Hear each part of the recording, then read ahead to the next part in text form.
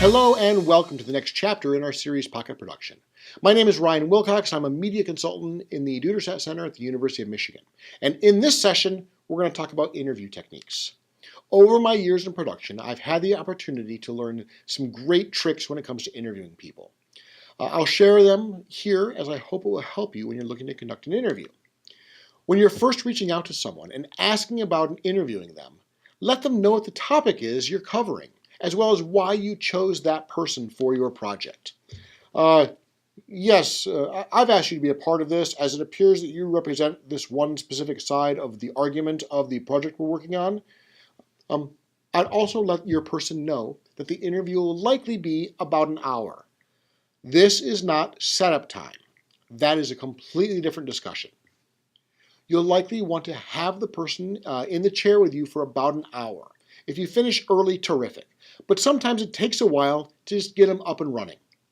Once they've agreed to be interviewed, send them the questions that you're going to be asking them on the day of your interview. More importantly, let them know that you are looking for a perfect 15-second soundbite. This gives the person time to think about their responses. On the day of the interview, you'll ask them the first question, and they will typically give you a very well thought out 45-second answer. No problem. I know we wanted 15 seconds, but that was a good answer. Now ask question 2, and then question 3, and go back to question 1 and say something like, a moment ago we were discussing this topic. You said something about X, Y, and Z. Could you maybe go back and tell me more about those pieces again? And the interviewee is frequently thinking, oh, thank goodness. I know I spent way too much time on that first response. I should have said it this way instead. And then they begin talking. The interviewee will now give you a really well thought out 25-second answer. Then you go to question 4, question 5, back to question 2, back to question 3, back to question 1, and what's going to happen is twofold. You will help the interviewee whittle down their answer to the answer you brought them for in the first place. Or you can take all the best pieces of the interview and use the parts you want from the multiple answers to get the answer you need. Now, and this is important, I am not telling you to remove from context or to change the meaning of the interview through creative editing. But sometimes you get the answer they were looking to give over 2 or 3 responses, and you just need to help curate that answer a little bit better in the edit suite. It's always good practice to get a release form for anyone who's talking to you in videos. If ever a person claims they weren't aware that this video would be put onto YouTube or something similar, you have proof of their agreement. Though I am not a lawyer, a typical simple actor release form search on Google should provide you with several useful options. You can also get release approval while you're starting your interview.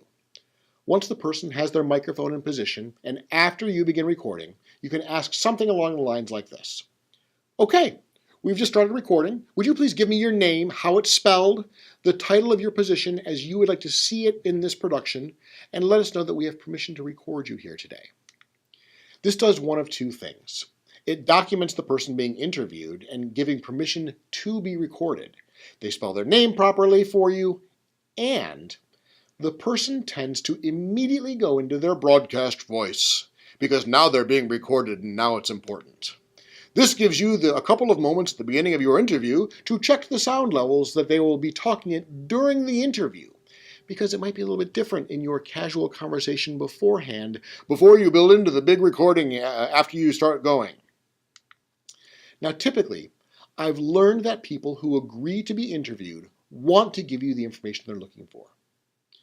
They want you to make a successful project. Working with them and helping them to understand what you're looking for can make a huge difference in the results of the interview.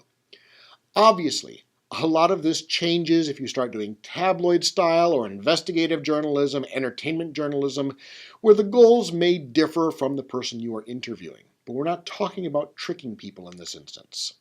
So let's recap. Let the talents know why you've invited them to be a part of the discussion. Send them the questions ahead of time. Give them a limit to their response. Ask the questions in a circular tone in order to get the perfect reply. And get your release forms. I hope this has been informative. Now get out there and record something. My name is Ryan Wilcox, and I'll see you at the next session.